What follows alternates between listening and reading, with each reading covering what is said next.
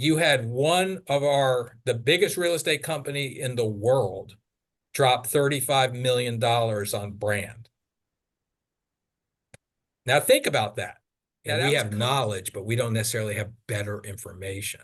And I do believe information becomes a commodity every day in the commercial. It already is in the commercial real estate business. I do agree 100% that regardless of any of it, it's all about the client. It's all about client perception. It's all about how the client perceives it. I mean, if the owner and the user thinks it's wonderful, then guess what? It's wonderful.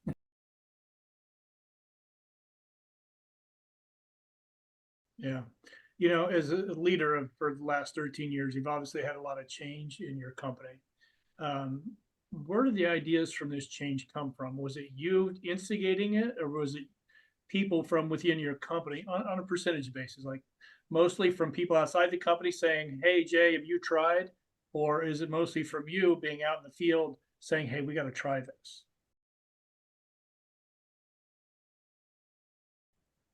Well, I would say certainly most of the change within the company, I would say, is our core team at NAI Global. We have a core executive team that I head, but it's sort of my head of finance, head of sales, and head of operations. And they are all substantially younger than me purposely, that I've put them into these positions. So we would have a broad range. They've been in leadership positions since they were in their 20s and 10 years ago or something like that. And it mainly was due to, I had a consultant that worked with me, I guess about 8 years ago, and they said to me, a 55-year-old person is dad to a 22-year-old. Yeah. They can't see in 10 years you. They need to be shown somebody that's 32 or at least 10 years experience, so they can go, well, I want to be like Lindsay because she's 34. And Lindsay was 22 not that long ago. And now she's married, has a few kids, and still head of operations for NAI Global. So that sort of, but it started even before that. Even when I was at CBRE, we used to have very strict succession planning for managers because they're a public company. It made sense. And so we used to always have to identify our own successors, which at first I thought, well, that's dumb. Why would I want to tell who my successor is? But it was really being done for true succession reasons, like God forbids or people leave, things like that. So it's a very smart business move to do that at all levels of your company. So a lot of the change has been generated from, I'd say, my leadership of we're going to do this, and then sitting down and actually saying, and then challenging everything that we do the same by saying, why are we doing this the same way we did it as soon as last year or last week? We just had our global conference down in Texas, and we had close to 500 people there. It was great. Even already, we started the conversation. Is that the type of event we want to do in the future? Should we change it? What can we change it? What would be attractive? Who are the right speakers? Did we have the wrong speakers there? Should we get different speakers? Do we need keynote speakers? Do we need to pay for it? Was the food right? All the things that and I know you go to a lot of events. I mean, I hate to say it, and you may agree with me, maybe not. Most events that I get invited to or that I actually go to are pretty much the same old boring events. Yeah. Occasionally you'll get a wonderful speaker. Occasionally you'll get some interaction at that event that you weren't expecting. But generally it's a big hotel with some booths, some networking, maybe sometimes too much networking, maybe not enough educational. And and if you don't kind of go about seeing the 10 people you absolutely want to see by setting it up in advance, you're missing the opportunity. But that comes from experience. That comes from experience to know that. I'm heading over in 3 weeks to go to MIPIM in Cannes which is the big European conference for real estate. And we're already questioning, is this the right event we want to do next year? Is this something we should do? What do we need to do to make it better for ourselves, for our members? How can we meet more people? So I think it's a constant aspect of trying to drive change by asking the question of how should we change? And to your point, sometimes you will try things that fail. I mean, we've tried things that, I can think of that were busts, just we pick locations to do things and it's like no one wants to go there. Like we have one of those coming up soon where I think we're going to cancel it because no one wants to go to the location. And it has all kinds of good reasons and wrong reasons. Also, we try hard to be where our customers are, meaning the owners and the users. Yep. We, of course, have our customers that are the NAI global offices, but at core, what do the NAI offices want? They want more interaction with owners and users of real estate that they can help do business with.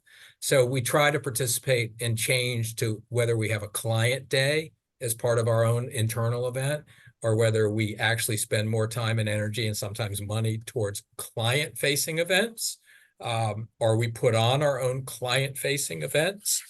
Something as simple as a 10-person dinner with the right 5 guests in New York City or Los Angeles can be much more powerful than 450 people sitting around listening to me talk about where I think the economy is going, because the interaction's different, the relationship's different.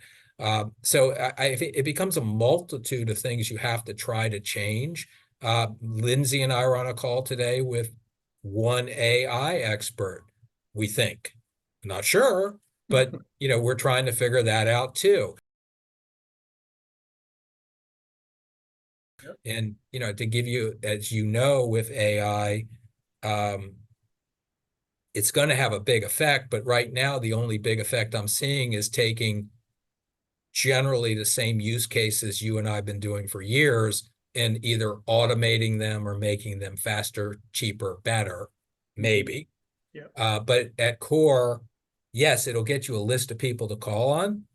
It might even send an email to call on the people. It might even do a robocall to call on the people. But I don't know if that's the right answer. And until the robocall receiver calls me back and says, that was wonderful, do it again, I don't know the answer. But if you then think through that and go, okay, let's say Joe and Jay buy an office building in New York City. At some level, you and I are going to interview everyone we can, including third-party non-brokers, and go, what do we want? We want tenants to come to our building. Yep. At core, that's what we want, right?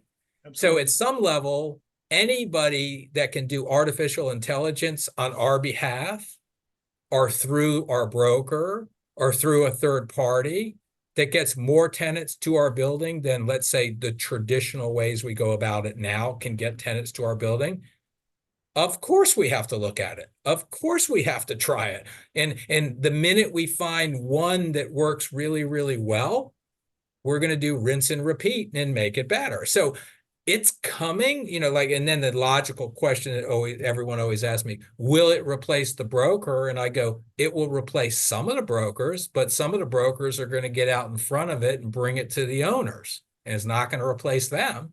No. And that's the key. It's just like anything else. I mean, yes, a robot can replace a human, but you need to be the robot company that brings it to the person replacing. So it's just a shifting of the service in a certain regard. Mm-hmm. But yes, if AI can do canvassing better than, let's say, me, then guess what? I'm going to get replaced.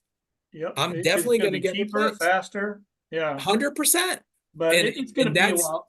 I was listening with had Rod Santomassimo on, and he's big into AI, and he really gave us a lot of great information. There's a video on it that you guys can all go see, or I could actually post it down below so you guys can see it. But yeah, there's a lot happening with AI. But even he said it's going to be a while. He goes, it's a little rough right now, but it's going to be a while. But there are definitely some changes coming. Yeah, and I one of the things that I said to somebody recently also on AI, don't be surprised if some of our larger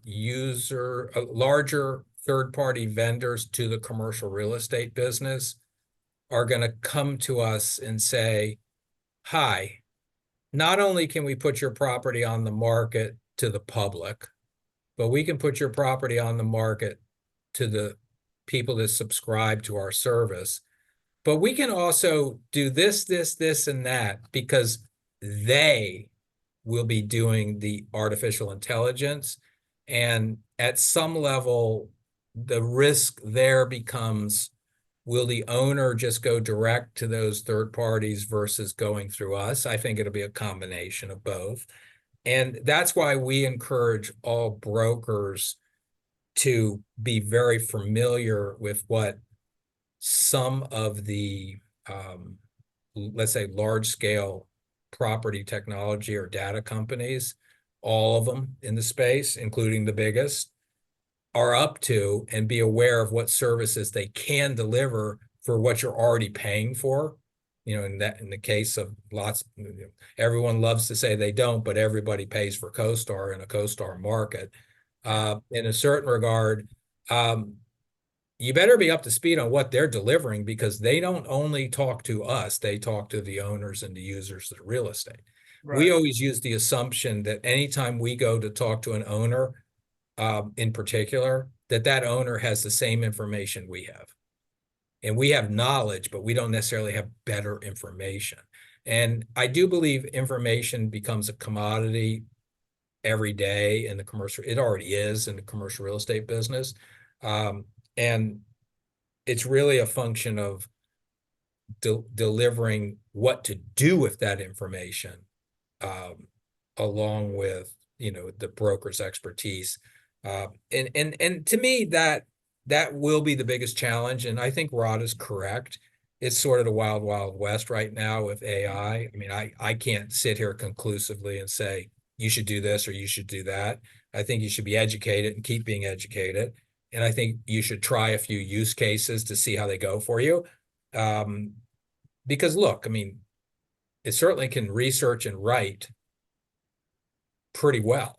So at some level, are you using that to research and write for you, whether it's a brochure, whether it's a flyer, whether it's marketing, whether it's whatever it is, whether it's, and trying it to see, is there an efficiency in it that will save you time, not the owner, the user, but save me time or money. And yes, it's sad to say that if it could eliminate a marketing person because it's that good, well, guess what? Then it's that good, and that's okay. And things like that happen. But there are other things that can eliminate people and brokers that are already out there. Look, I mean, but we all saw, whether it was stockbrokers or whether it was travel agents, or even headhunters. Headhunters that learn to use LinkedIn are the most successful headhunters right now on the planet. Yeah. So they're using the technology that was built for the purpose and then enhancing it. So I think that's where brokerage ultimately goes with all of this. And then I think there will be owners that will go, you know what, I'm paying a 1.5% or 2% or 4% or whatever the commission is. Can I pay less by having some of that automated? I don't know. Maybe they can. I mean, we're seeing. Look, we see the REITs for a long, long time have been doing property management and leasing with their own in-house people, yep. Right? That's because they figured out it was efficient to do that. But then you also see when they get a large listing or a large problem, they're right there hiring the broker. So, it's very interesting. Do you think the AI, there's a big gap right now between the institutional firms and the boutique firms. Will AI level that playing field a little bit, you think? I do think it will, because start with, okay, let's go back to, who I actually have known, my good friend Andy Florence, for 40 years. He's leveled the playing field. I have the same information. The CoStar information that I buy is the same CoStar information that CBRE and JLL and everyone else buys. Yep. The same CoStar information that your boutique firm buys for Los Angeles is probably is the same information. So in a certain regard, technology always levels the playing field, just like the Bloomberg terminal leveled the playing field in finance. So, because right now, and that's a lot more expensive than CoStar, but I think it's like $30,000 or $40,000 a year. Joe or Jay can buy a Bloomberg terminal. The question then becomes, just like every other question, is how are we going to use it? So I do believe there will be some front. Remember I told the story a couple minutes ago about how if I quit tomorrow, I would become an investment sale broker. I'd be your guy, and I can even be, Joe, more specific. I want to live between Doheny and the beach, between Pico and Santa Monica. I'm sorry, Sunset. That's where I want to live. Because and by the way, that's where I want to work. And how many apartment houses and how many businesses are within that geography, right? And that whether it's a good friend at CBRE who she sells more of it than anyone in that market, or whether it was the old owner of, I always forget the team, of the LA Kings, who owns a lot of that stuff. People have made billions just within that square, right? Pretty much that square. Plus, it's a pretty nice place to live. Like you lived there, etc. So at some level, what do I need to get? 1% share, 2% share? I don't need to have 20. That'd be a pretty good share, yeah. It'd be a pretty good share. So, but again, if technology allows me to do my job on your behalf, the owner, easier, that also allows me the ability to say, well, I'll sell your property for $100,000 flat, because all I need to do is 10 of those to make $1 million. Right. Yeah, I got to give you something on a share, but we'll figure that out, right? So in a certain regard, the boutique firm today, of course, you'll have someone say, well, wait a second, you're not CBRE. And I'll go, okay, that's true, but I got the same information they have. I've got the same process technology that they have. And the difference is you're going to get me to process that. I didn't tell you you're going to get the junior I just hired. You're not going to get the receptionist we just hired. I'm going to do this work. So I do believe technology, in particular AI, has been the great equalizer. And if you think about the larger firms, they are essentially doing larger transactions, the institutional firms, or they're very much diversified firms too.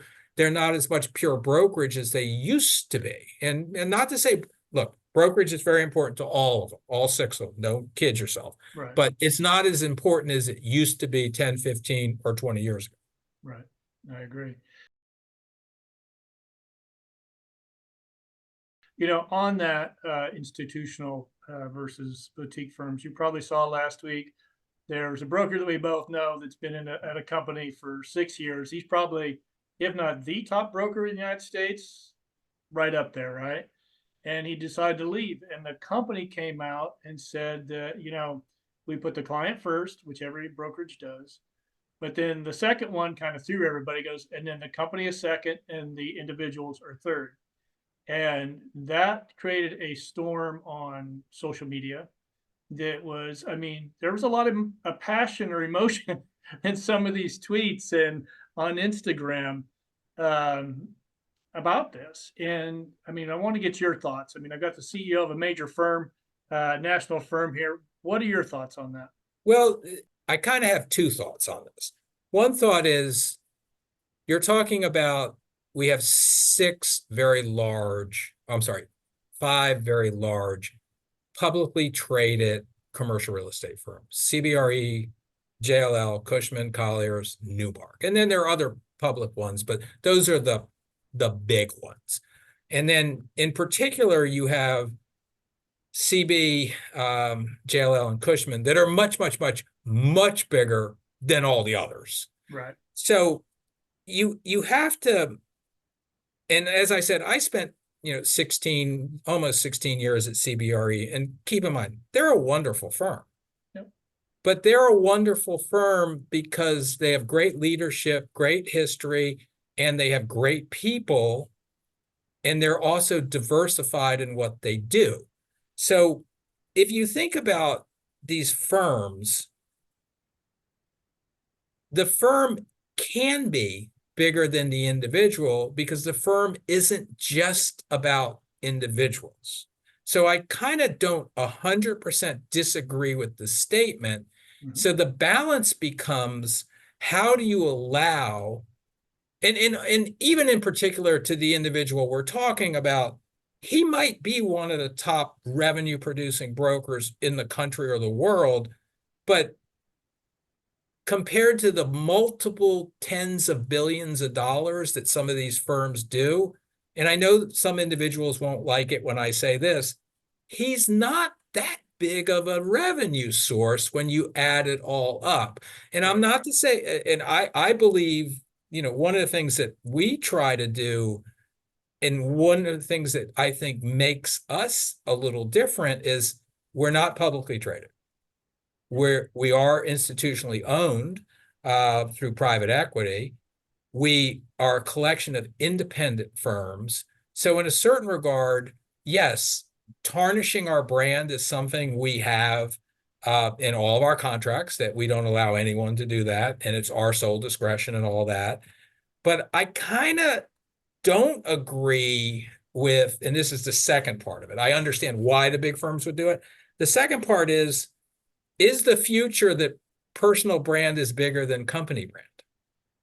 Is that the future? Now, I can say, within certain guidelines, we allow people to, as you know, to be all over their personal brand. And the only thing we kind of ask for is that they do it in conjunction with our brand or their local company's brand.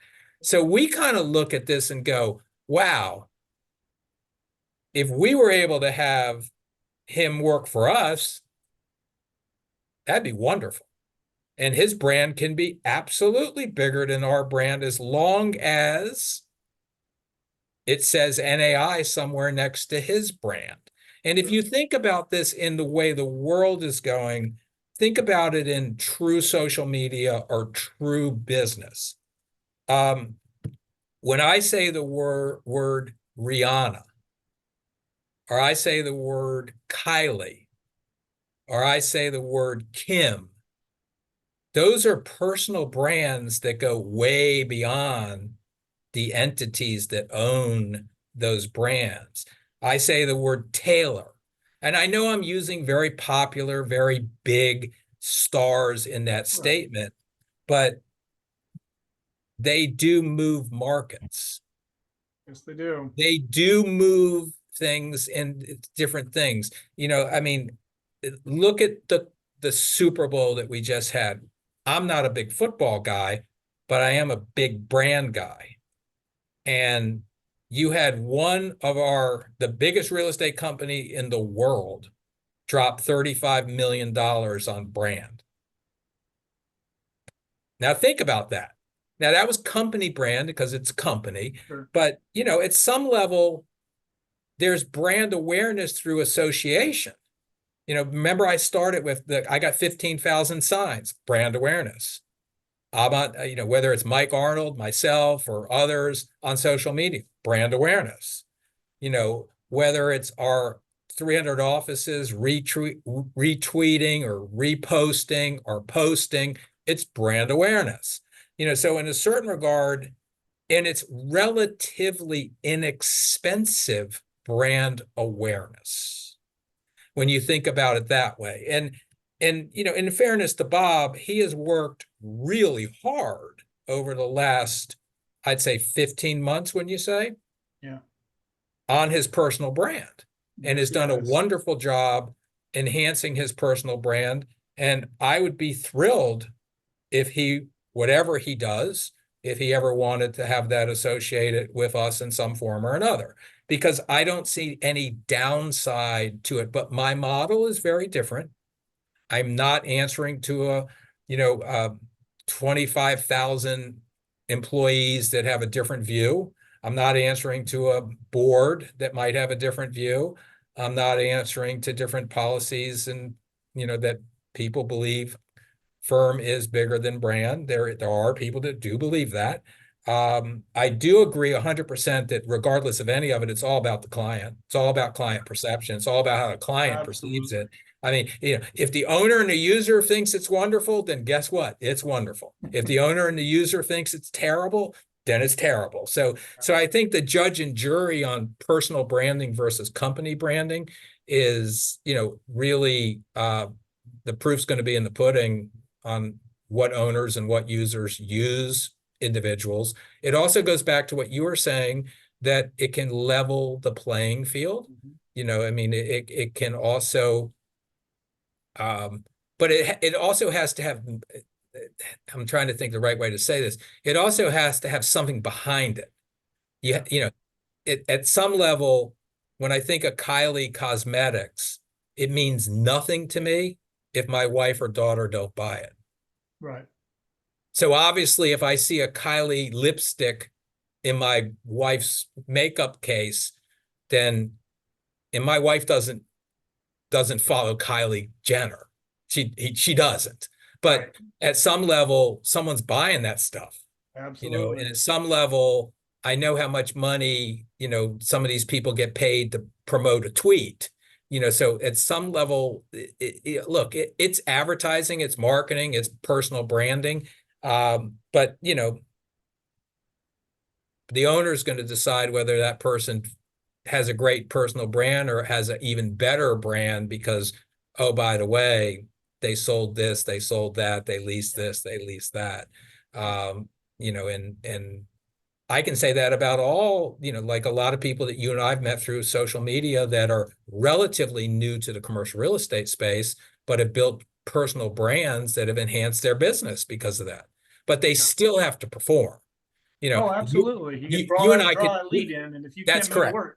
work. We could name 10 people that we know through social media that have very much brand awareness out in the space, but at some level, who is the brand awareness with? That's the other big question. At some level, brand awareness to me or you or the rest of the real estate community, I can almost go, who cares? Yeah. I don't really care, what other people on Twitter in the industry are saying about me, but I would care deeply what an owner or a user or one of my customers was saying about us deeply. And we monitor that too. We monitor, our interaction through Google and Google reviews because, at some level these things can also change on a dime. And that's also somewhat of a concern. But look, in fairness to Bob, I mean, he's worked real hard, both in the real estate industry and also as a producer and also as promoting his personal brand. And in my opinion, up until last week, I was fully aware that he was always associated with the company he worked for. Yeah. And it was never any doubt to me. It was a surprise to everybody, I think, and it really mixed up. But I want to go back to one thing you just said is because there's a guy that we all know that's on social media. He's under a brokerage. I talked to his broker the other day. I said, "Man, your guy is knocking it out of the park." He goes, "Yeah, he's good at marketing himself." He goes, "I just wish they made more money." Well, And so, and keep in mind, that's exactly what I was saying. I mean, you know, it reminds me of the days that I had a young broker that worked for me, and he drove a very expensive car, way above his pay grade, for that kind of car. And this is a long time ago. And I knew how much money he made, and he didn't make enough money to drive the car he was driving. right, And you live in California, so every day. cars can be a whole different Yeah, status symbol. yeah, Like some people care and some people think it's stupid, and I'll leave it at that. But he used to always say to me, you can sleep in your car, but you can't drive your house. And what he was saying is his brand, his awareness of his car was more important to him than having enough money, because he thought that made a statement. So there is an element of branding and there is an element of social media that is about making a statement and awareness. But and you know this, and I've said this before with you, I still at least once or twice a month get a call or an email or a message or whatever that says, hey, I saw you on social media. I can see you're the head of NAI Global. Can you help me here? And I can tell you is I didn't call that person. I generally didn't pay for that post. Yeah. And he's reaching out or she's reaching out to me saying, can you help me here? And then, of course, as quickly as I can, get that person to the right person wherever that person needs help.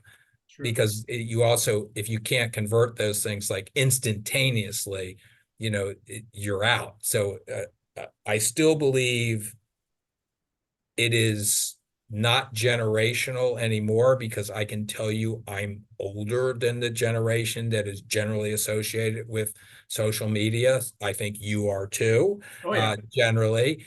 But if that's the mindset of people that are growing up, that I'm going to get my information and see things via social media and different branding techniques, then all I can tell you is I want all in and I want to be all part of it.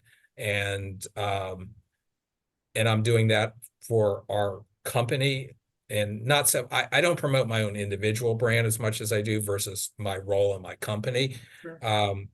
But I think it's very important to do that. And I think it can, you were talking to me, how can an individual broker necessarily rise up from where they are? Well, if you think about it, I mean, they've got the same market data that we all have.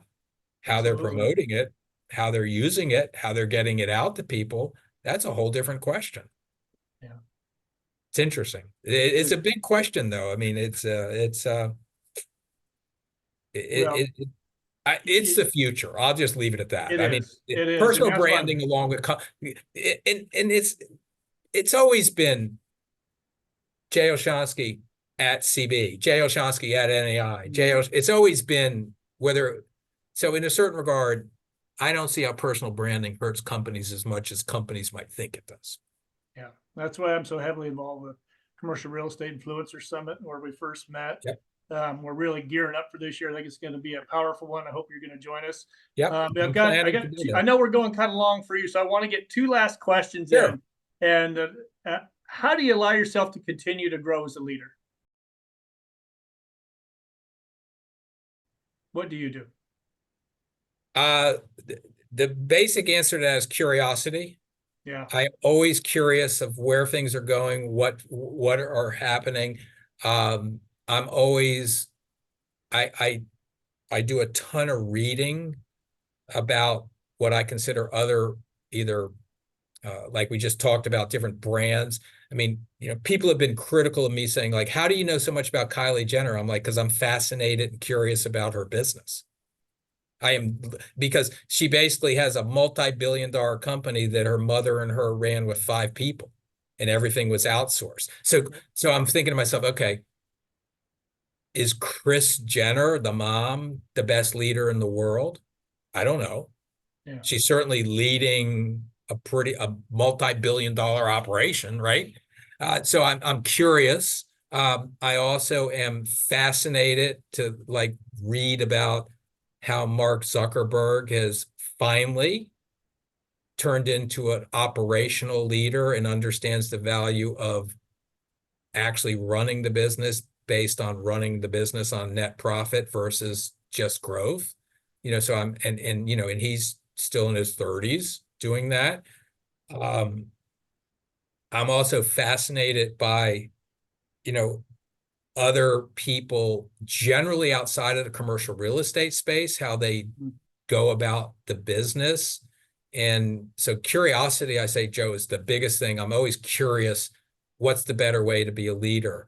And then I also feel that getting input from what I would consider future leaders, whether they're within my own company, I am pretty dear friends with a lot of the leaders of my competitors. one in particular, Jeff Rivko and I are very dear friends. He's the head of Lee and Associates, I think, as you know, lives in Los Angeles. We probably talk 5, 10 times a year, probably get together 3, 4 times a year, depending on our schedules. Our businesses are different, but not really. They're very similar. They have a little different model. We have a different model. He's slightly younger than me, but not much. So we're constantly, I think that's another way to stay on top of being a good leader is to talk to other leaders. Leadership can be very lonely. I'm sure you've probably heard that before, because generally they're waiting for you to tell them, not so much I'm waiting for someone to tell me. So one of the things I've prided myself in always is being responsive, to the extent of maybe overly responsive, because I grew up in the brokerage business and I always ran brokers in one form or another and ran brokerage companies. If a broker had a question for me, he or she might not like the answer, but they deserve an answer. Yep. And they deserve the answer fast, because if they're asking the question, that means they actually need the answer. And sometimes it can be mundane and stupid, the question, and not that all questions aren't stupid, but if you deep down, it can be, but so you give an answer, and the answer could be no, you shouldn't do that, or that's fine, or yes, it can be that simple. But it's never, we don't do it that way. The answer is always is, now the other thing that I'd say about answering questions is, and I torture people doing this sometimes. If you ask me a question, I'll go, I don't know, Joe, what do you think? Because 9 times out of 10 people know the answer to the question. They want you to reaffirm that you're okay with it. I was talking about this today.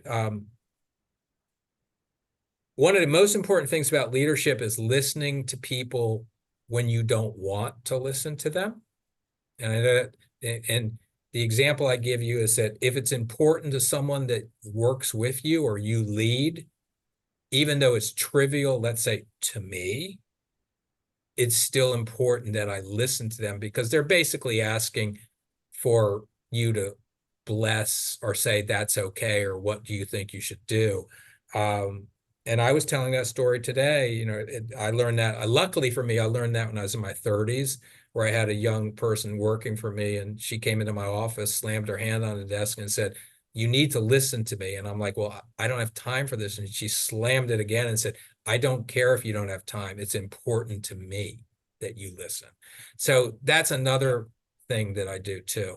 Yeah. It's not easy. Important. I'm not suggesting any of it's easy, No, it's not. It's when you're managing entrepreneurs, and that's what, these agents are, they're entrepreneurs. Managing them, there can be challenges, but it's also very rewarding a lot of times. So I'm very thankful to be in this position, as I'm sure you are.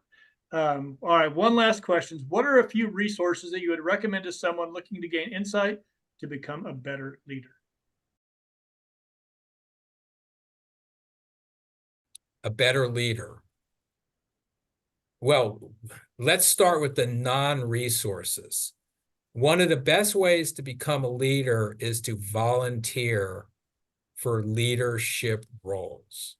And an example would be, I don't care if you're brand new to a company or you've been there 20 years. If someone has a project or something that you can lead, take the gamble to lead it. Take the gamble to do it. It could be a project. It could be, take the lead on getting the office to go out and canvas more.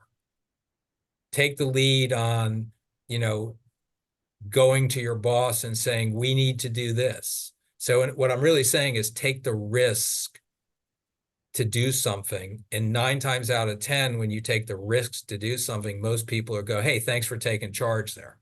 Yeah. So when I look back at, some of the things that how I've gotten into leadership positions, I just volunteered for them. I didn't necessarily, I wasn't given to them. I just kind of did them.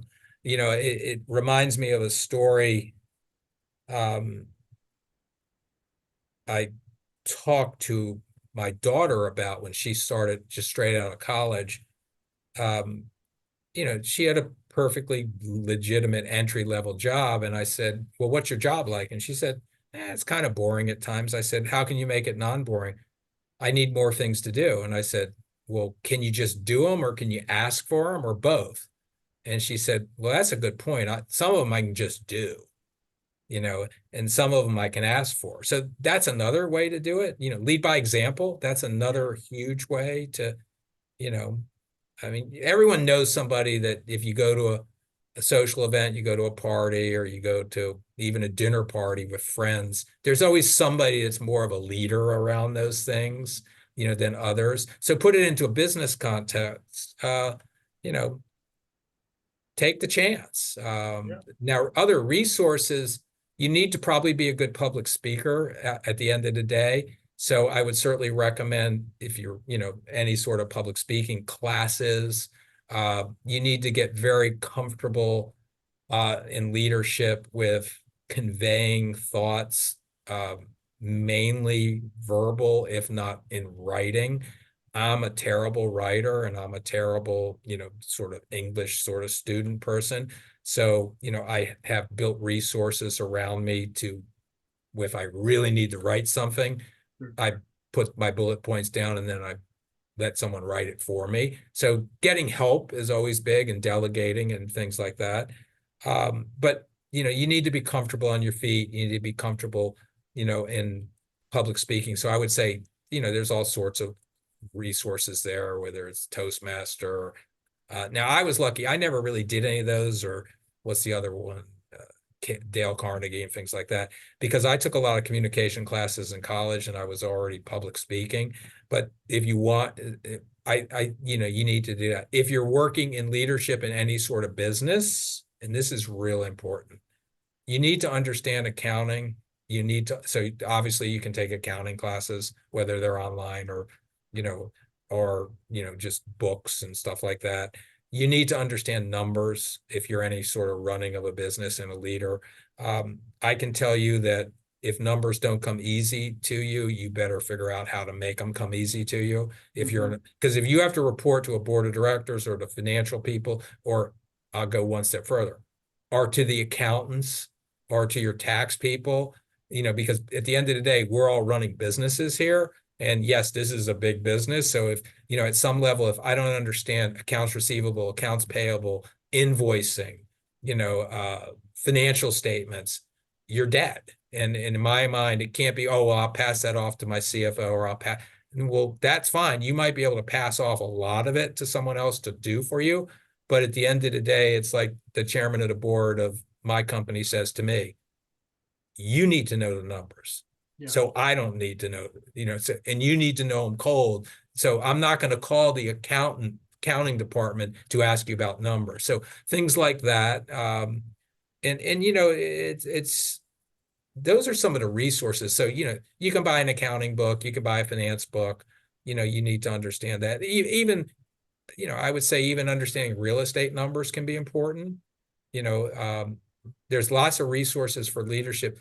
Remember we were talking about, if you're a leader in the commercial real estate space and you don't know what, let's say, LoopNet and CoStar and, VTS and RCM and Crexi, and I could go on and on and on. If you don't understand what those systems do or how do they do them, how can you even make a judgment on what works, what doesn't work, what should you use, what should you recommend as a company? So we spend a ton of time in all education of all what I would call third-party service providers to commercial real estate firms, just so we have a better, and we're constantly looking at all the new ones. So that's a way to educate yourself, at least in the commercial real estate space.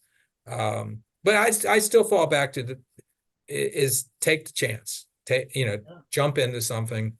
It can be simple, can be complex, but Well, I think, something that, listening to you talk, you do a lot of the same thing that I do. I knew about Kylie and Kim and the partnerships they created. I think that's where we're running our company. So we're always looking for new ideas. So I'm always looking at how do they build their brand, so YouTube is very important for, it's a great resource. Obviously, I hope everybody's watching my YouTube channel. We're trying to put a bunch of great content out for real estate. But books, reading. I read business biographies all the time. Right now, I'm in the middle of reading about Cartier and how they got started, which is a very interesting book, by the way. The next one I have is on ICA, a talent agency here in town. I read what they do, and it sounds like you do a lot of reading as well. Oh yeah, I mean, I listen to books more than I read just because I find Right, I can listen to them at 1.5 times right. speed. Yeah, I do the Uh, same thing. yeah, and what what I find is I try to alternate between what I would call Tom Clancy type Yeah, things versus classics and business leadership books. That's sort of the ones that and and if you think about social media, and I know, we'll be at the summit and stuff like that, there's some unbelievable examples of brands and businesses built just on social media. yep, And, I know we've touched on a few of them, but there are others. I mean, yeah, depending on whether you're business to consumer or business to business, they're all a little different. But, um, you know, there's no question that the way, people get information today yeah, is different than when we were coming up in the world. And, you know, all you have to do is one of the things I also studied, and to me, this is fascinating on a brand awareness and marketing, is, just look at what's going on politically. I'm not saying what's right or wrong. I'm just right, saying, look how they market themselves. yeah. Look how they put themselves out there. And, they still will do, surprise, surprise, door-to-door canvassing, Oh yeah, like real estate people do, but they're all over, whether it's Facebook or Instagram or, mhm, YouTube or, they're even sometimes they try to sneak in the LinkedIn, they try to sneak in, they're certainly all over Twitter or and X. text. They're Yeah, I texting mean, like crazy it's right now. so when you think about it, and not counting traditional television or print and things like that, or Super Bowl and stuff like, so, another way to think of your business is, for a long, long, long, long time, we used to say, well, how do we copy Nike? And even Nike now is fine, but even they're changing, Yeah, and for a long time they were way, or Apple with advertising, for a long, long time, you know, and you got to constantly, and obviously you got to be conscious of what's your budget, how, what can you spend. I mean, not all of us can do 4 Super Bowl ads, you know what I mean? It just doesn't make any sense. But the other thing about that is the whole follow through. I mean, I actually did see something on YouTube today, and I saw one of the Super Bowl ads that CoStar had put out there. So it's not just the one ad; it's the whole follow through of the program. yeah, Now, luckily, you can get some pretty good professional advice on some of these things, which is good, which makes it a lot helpful. yeah. Well, there's a It's lot not of easy. resources out there. Jay, if you need any books, we do put them up on the website under joekillinger.co. We have a whole page just on books. If you ever need any good reading, check it out. Excellent, And Jay, excellent. thank you for coming on today. My We were going to do pleasure, a half Jay. hour, right? And look at us now. We've gone on for Now you're an going hour to have a and a half, lot of probably maybe editing to more, do. but we could do. We'll have to continue this at CREI Summit. I'll bring a camera down. We can sit and talk. But I love Yep. talking to you because you're always such valuable information for our followers. And Well, it's thank you. great talking to you, and just anytime. I mean, it's You bet. the other thing I think leaders are responsible for is to set the agenda for giving back to the industry. And I do Yep. feel there's an aspect of, sharing information with you and others that is important to me, because this industry has been wonderful to me, and it's going to be wonderful to a lot of people going forward. Yeah, and I agree completely. That's why we do this, is we share as much to help getting the younger generation involved too. But all right, well, Jay, thank you very much. Thanks. For those of you watching, if you could, please give us a like. And if you haven't done so, make sure you subscribe.